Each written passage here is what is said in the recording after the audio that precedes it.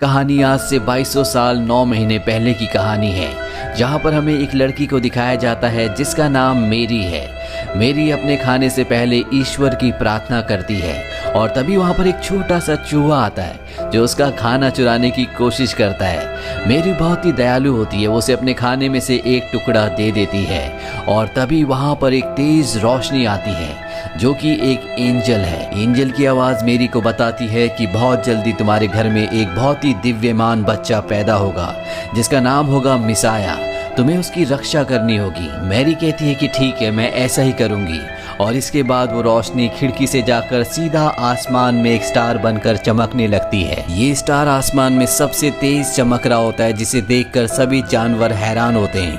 अब जो चूहा होता है जिसे मेरी ने रोटी का टुकड़ा दिया था, उसने सारी बातें सुन ली थी, इसीलिए वे सब बातें जाकर सभी जानवरों को बता देता है। वहीं हमें एक डोंकी को दिखाया जाता है जिसका नाम बो होता है। वो एक मिल में एक दूसरे बड़े डोंकी के साथ काम करता है। दोनों की दोनों चक्की पीसते हैं और गेहूं को आटे में बदलते हैं। लेकिन वो ऐसी जिंदगी नहीं जीना चाहता। वो शान की जिंदगी जीना चाहता है, आज़ादी की जिंदगी जीना चाहता है। पर उसके साथ जो बड़ा डंकी होता है वो कहता है यही हमारी किस्मत है। पर जब वो चमकते हुए सितारे को देखता है तो कहता है कि ये सितारा शायद मेरी किस्मत बदलने के लिए आया है। अगली सुबह बो के पास उसका दोस्त कबूतर जिसका नाम डेव होता है वो आता है। वो बो को बताता है कि बहुत जल्दी यहाँ से एक शाही सवारी गुजरने वाली है। ये सुनकर बो बहुत एक्साइटेड हो जाता है और अपने पिता से कहता है कि मैं भी शाही सवारी में एक दिन सवार होकर आपका नाम रोशन करूंगा, लेकिन उसे सबसे पहले अपने आप को यहाँ से आज़ाद करवाना होगा। वो किसी तरह से अपनी रस्सी काट देता है और इससे पहले कि वो यहाँ से निकलता, इस मिल का जो मालिक होता है वो यहाँ पर आ जाता है। वो देखता है कि बो ने अपनी रस्सियाँ काट दी है, साथ ही उसने चारों तरफ अफरा तफरी मचा रखी है। इसीलिए वो गुस्से में आकर उसे चेन से बांध देता है और अब बो की आंखों के सामने यहाँ से शाही सवारी भी गुजर जाती है। बो का दिल इससे टूट जाता है और इसी तरह से 6 महीने बीत जाते हैं। वो आज भी अपने साथी डोंकी के साथ उसी मिल में काम कर रहा होता है, लेकिन उसका एक ही सपना होता है कि वो शाही सवारी में शामिल होकर एक दिन सबको अपनी पहचान, अपनी इम्पोर्टेंस का एहसास कराए। दिन रात उसकी आंखों में यही सपना होता है। इसीलिए उसके साथ जो बड़ा डोंकी होता है उसे उस पर दया आ जाती है और वो बो के साथ मिलकर उसे भगाने का एक प्लान बनाता है। वो जानबूझकर अपनी तबीयत खराब होने का बहाना करता है, साथ ही बो को भी जंजीरों से आज़ाद करवा देता है। और जब इस मिल का मालिक उसे देखने के लिए आता है तो वो उस जगह से भाग जाता है। हालांकि मिल का मालिक उसका पीछा भी करता है, लेकिन वो भागता हुआ एक लंबी जंप लगाता है जिससे उसके पीछे के पैर में चोट भी लग जाती है। लेकिन वो किसी तरह से उसकी नज़रों से ओझल हो जाता है और अब वो एक घर के पास पहुंचता है। ये मेरी का घर है, उसी लड़की का जिन्हें एंजल्स ने कहा था कि तुम्हारे घर में बहुत जल्दी एक दिव्यमान बच्चा आएगा, तुम्हें उसकी रक्षा करनी होगी। और अब वो मेरी के घर में छुप जाता है। मेरी की अब शादी भी हो चुकी है और उनके जो हस्बैंड है उनका नाम जोसेफ होता है। वो जो मेरी के घर में छुप रहा होता है, मेरी उसे देख लेती है। वो देखती है कि बो के पैर पर चोट लगी है। मेरी का दिल बहुत ही दयावान होता है, वो उसके पैर पर कपड़ा बांध देती है। और जब मेरी के हस्बैंड जोसेफ यहाँ पर आते हैं तो वो बो को भगाने की कोशिश करते हैं, पर मेरी उन्हें कहती है कि शायद इसे हमारी जरूरत है, हमें इसे अपने पास रख लेना चाहिए। मेरी का ऐसा व्यवहार देखकर बो को बहुत अच्छा लगता है, वो मेरी को पसंद करने लगता है। वही मेरी अपने हस्बैंड जोसेफ को बताती है कि कैसे एंजल उनके सामने आई थी और उन्हें एक भविष्यवाणी के बारे में बताया था जिसमें उनके घर में एक बहुत ही दिव्यमान बच्चा पैदा होगा जो इस पूरी दुनिया की रक्षा करेगा, वो सब कुछ बदल कर रख देगा। और जोसेफ भी इस बात को समझते हैं और वो आने वाली हर एक सिचुएशन को एक्सेप्ट करने के लिए उन्हें वादा करते हैं। दरअसल अब मेरी प्रेग्नेंट भी होती है। वहीं हमें बो को दिखाया जाता है जो शाही सवारी में शामिल होने के लिए यहाँ से निकलना चाहता है, पर तभी उसका दोस्त कबूतर जिसका नाम डेव है वो आता और उसे बताता है कि बाहर तुम्हारा मालिक तुम्हें ढूंढ रहा है, अगर तुम गए तो तुम्हें पकड़ लेगा। जब तक तुम्हारा पैर ठीक नहीं हो जाता तुम्हें यहीं पर रहना चाहिए। वो भी डेव की बात मान लेता है। वही हमें 3 वाइज मैन को दिखाया जाता है जो अपने कैमल में इसी राज्य में आते हैं जहाँ पर मेरी रहती है। ये तीनों की तीनों राजा के पास जाते हैं। इनके पास बहुत ही बेशकीमती गिफ्ट्स होते हैं। राजा को लगता है कि ये गिफ्ट्स उनके लिए लाए गए हैं, पर ये तीनों वाइज मैन बताते हैं कि ये आपके लिए नहीं बल्कि उस दिव्यमान बच्चे के लिए हैं जो आने वाले वक्त में पूरी दुनिया में राज करेगा। ये सुनकर राजा को बिल्कुल भी अच्छा नहीं लगता। राजा इन तीनों से कहता है कि तुम जा सकते हो और इसके बाद वो अपने एक सिपाही को बुलाता है जो कि बहुत ही खतरनाक होता है और उसके पास 2 खतरनाक डॉग्स भी होते हैं। राजा उसे आदेश देता है कि जाओ और उस दिव्यमान बच्चे को ढूंढो और खत्म कर दो ताकि कोई भी इस दुनिया पर मेरे अलावा राज ना कर पाए। अब वो सिपाही अपने दोनों खतरनाक डॉग्स को लेकर यहाँ से निकल जाता है और उसके डॉग्स को वो रैट मिल जाता है जिसने सबसे पहले इस भविष्यवाणी को सुना था। डॉग्स उससे पूछते हैं और रैट डर से उन्हें सब कुछ बता देता है, साथ ही वो मेरी का पता भी बता देता है। वही मेरी और जोसेफ को दिखाया जाता है जो अब बैथलेम जाने की तैयारी कर रहे होते हैं जो इस शहर से बहुत दूर है। बो को भी वो अपने साथ ले जाना चाहते हैं लेकिन वो उनके साथ नहीं जाना चाहता क्योंकि अगर वो इस शहर से गया तो वो राजा से बहुत दूर हो जाएगा और शाही सवारी का हिस्सा नहीं बन पाएगा। शाही सवारी का हिस्सा बनकर वो सबको अपनी इंपॉर्टेंस के बारे में बताना चाहता है। मेरी जब देखती है कि उसके साथ वो नहीं आना चाहता तो वो अपने हस्बैंड जोसेफ से कहती है कि हमें यहाँ से पैदल ही निकलना होगा और जोसेफ और मेरी बैथलेम के लिए पैदल निकल जाते हैं। बो को घर पर ही छोड़ देते हैं और अब यहाँ पर वो सिपाही अपने खूंखार डॉग्स के साथ आ जाता है। उसके डॉग्स देखते हैं कि वहाँ पर बो है। वो बो से पूछते हैं कि मैरी कहाँ पर है, पर वो उन्हें कुछ भी नहीं बताता। डॉग्स उसके पैर पे बंधे हुए दुपट्टे को देख लेते हैं जो कि मैरी का होता है और वो उसे स्मेल करते हैं जिसके बाद उन्हें पता चल जाता है कि मैरी किस तरफ गई है और अब वो मैरी का पीछा करते हुए बैथलेम की तरफ निकल पड़ते हैं। वो अब मैरी को किसी भी कीमत पर बचाना चाहता है क्योंकि वो मैरी से बहुत प्यार करता है, इसीलिए वो भी बैथलेम की तरफ अपने दोस्त डेव के साथ निकल पड़ता है।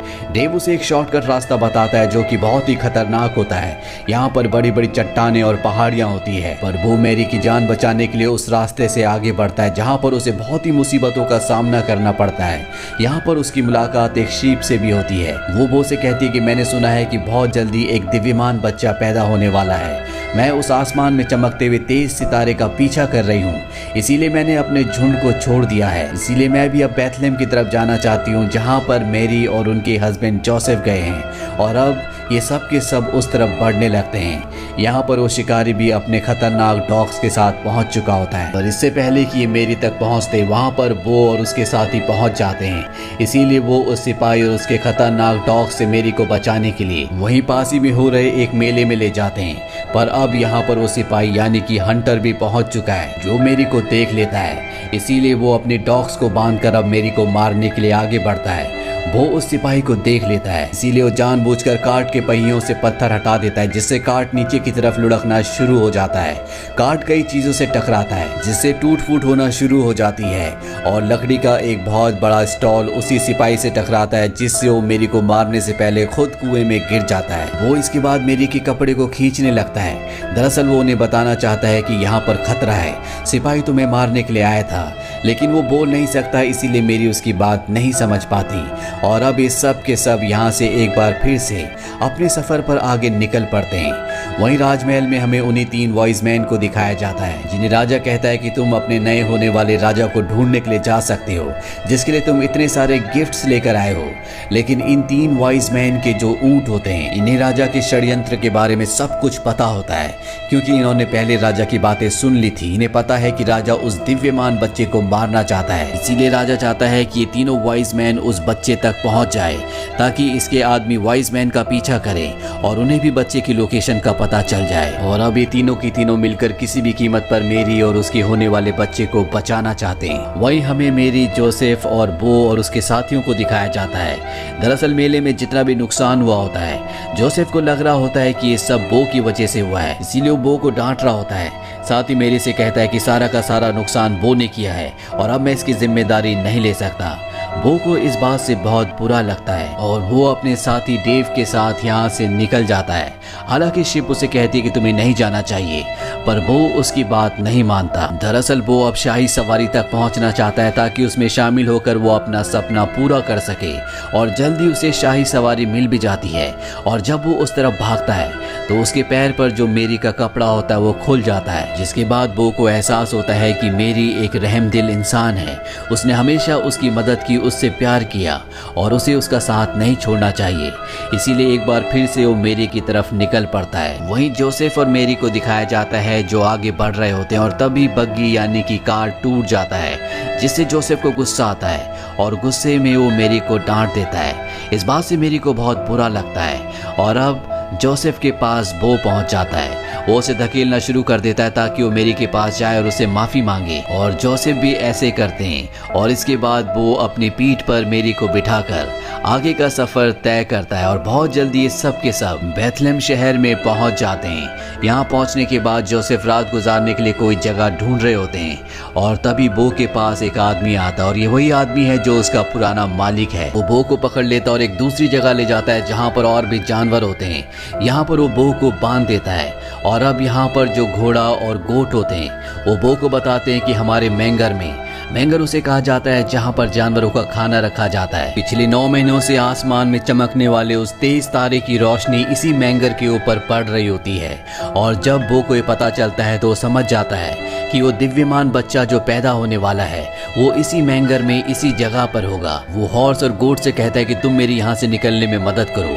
वो दोनों इसकी मदद करते और यहाँ से बो निकल जाता है और तभी उसे शीप और उसका साथी डेव मिलते हैं। वो इन दोनों से कहता है जल्दी से तुम किसी भी तरह से मदद लेकर आओ, मैं मैरी के पास जा रहा हूँ। और मैरी और उसके बच्चे को मारने के लिए राजा का वो खतरनाक सिपाही, वो हंटर जिसके पास 2 डॉग्स भी हैं, वो भी इस शहर में पहुंच चुका होता है। साथ ही वो तीनों वाइज मैन भी अपने ऊंट के साथ यहाँ पहुंच चुके होते हैं। वो तीनों वाइज मैन अपने ऊंटों को बांधकर खुद उस बच्चे को ढूंढने के लिए शहर में निकल पड़ते हैं। दरअसल इन्हें पहले से पता होता है कि इस दुनिया में कोई दिव्य शक्ति पैदा होने वाली है और वो यहीं बेथलेहम में पैदा होगी। अब वो किसी तरह से मैरी और जोसेफ तक पहुंच जाता है जो अभी भी बाहर होते हैं। दरअसल मेरी की तबीयत अब खराब होना शुरू हो गई है और वो इन दोनों को अपने साथ इशारे से चलने को कहता है। ये दोनों उसके पीछे जाने लगते हैं और अब सिपाही अपने डॉग्स के साथ इन्हें देख लेता है। वो भी इनका पीछा करना शुरू कर देता है। वो मेरी को और जोसेफ को जानवरों के उस बेड़े तक ले आता है जहाँ पर खुद भी अभी कुछ देर पहले वो बंधा था। यहाँ पर सभी जानवरों ने पूरी तरह से जगह को साफ कर दिया होता है। वहीं अब शीप को दिखाया जाता है जो अपने झुंड तक पहुँच जाती है और वो उन सबको मदद करने के लिए कहती है, लेकिन कोई भी उसकी बात नहीं सुनता। पर जब वो जोर से चिल्लाती है तो आसमान में एक बार फिर से एंजल्स आते हैं जो सबको उस दिव्यमान बच्चे के बारे में बताते हैं जो अब कुछ ही देर में पैदा होने वाला है। वहीं डेव को दिखाया जाता है जो उन तीनों ऊंटों तक पहुंच जाता है जो वाइज मैन के हैं जिन्हें बांधा हुआ है, और वो उन्हें आज़ाद कर देता है। वहीं बेड़े के बाहर जब वो पहुंचता है तो देखता है कि वहां पर राजा का सिपाही अपने खतरनाक डॉग्स के साथ पहुंच चुका है। वो उनका सामना करने की कोशिश करता है पर सिपाही के खतरनाक डॉग्स उसे पकड़ लेते हैं और अब सिपाही अंदर जाकर मेरी को मारना चाहता है। पर इससे पहले कि वो ऐसा करता, यहाँ पर शीप्स का झुंड आ चुका होता है। साथ ही डेव यहाँ पर तीनों ऊँटों को लेकर आ गया होता है और ये सब के सब उस सिपाही पर हमला कर देते हैं। ऊँट उसे और उसके डॉग्स को घसीट कर एक पहाड़ी से नीचे लटका देते हैं और अब वो डॉग्स और वो सिपाही तीनों के तीनों नीचे गिरने वाले होते हैं। और तभी सबको एक बच्चे की आवाज़ सुनाई देती है। सब समझ जाते हैं कि मेरी ने एक बच्चे को जन्म दिया है जिससे सभी को खुशी होती है। और अब सिपाही जिसके नीचे डॉग्स लटके हुए होते हैं वो अपना वजन कम करने के लिए उनकी चेन छोड़ देता है। वो उन्हें बचाने के लिए नीचे भागता है और अब सिपाही अपनी तलवार को चट्टान में गाड़ कर ऊपर आने की कोशिश करता है, लेकिन इससे चट्टान फट जाती है और वो नीचे गिरकर मारा जाता है। वहीं बो को दिखाया जाता है जिसने दोनों डॉग्स को पकड़ लिया होता है और अब वो उन दोनों को ऊपर खींचकर उन दोनों की जान बचा लेता है। इसके बाद ये सब के सब उस जगह जाते हैं जहाँ पर उस दिव्यमान बच्चे का जन्म हुआ होता है। ये सब उस बच्चे को देखते हैं और बहुत खुश होते हैं। यहाँ पर वो डॉग्स भी आ जाते हैं जो पूरी तरह से अब बदल चुके हैं। उन्हें अपनी गलती का एहसास है और ये जो बच्चे का जन्म हुआ होता है ये और कोई नहीं बल्कि जीसस क्राइस्ट होते हैं। अब यहाँ पर वो वाइज मैन भी आ जाते हैं जो जीसस क्राइस्ट के लिए गिफ्ट्स लेकर आए होते हैं। वो गिफ्ट्स जीसस क्राइस्ट को दे देते हैं। यहाँ पर इनके जो 3 ऊँट होते हैं उनमें से जो फीमेल ऊँट होती है वो कहती है कि इस पल को दुनिया हमेशा याद रखेगी। अब वो यहाँ से जाना चाहता है। उसे लगता है कि जोसेफ उसे पसंद नहीं करते, पर मेरी और जोसेफ उसे अपने साथ रखने का फैसला कर लेते हैं। साथ ही उसके पुराने मालिक से उसे खरीद भी लेते हैं और इस तरह से वो जो हमेशा से एक बड़ा काम करना चाहता था, उसने इस दुनिया का सबसे बड़ा काम किया, क्योंकि उसे विश्वास था कि वो इस दुनिया में कुछ इंपॉर्टेंस रखता है। दुनिया ने उसे गधा कहा, एक ऐसा जानवर जिसके अंदर दिमाग नहीं होता, जो कुछ नहीं कर सकता, लेकिन उसने अपने आप को कभी गधा नहीं माना। उसे हमेशा अपने आप पर विश्वास था। उसने दुनिया की बातों पर विश्वास नहीं किया, और उसके इसी विश्वास से उसने अपने आप को पूरी दुनिया में सबसे अलग, सबसे इम्पॉर्टेंट बना लिया। इसीलिए हमें भी अपने ऊपर विश्वास रखना चाहिए। तो ये थी पूरी कहानी फिल्म द स्टार की। ये फिल्म ईयर 2017 में रिलीज हुई थी। IMDb पर इसकी रेटिंग है 6.2। उम्मीद करते हैं कि ये कहानी आपको पसंद आई होगी।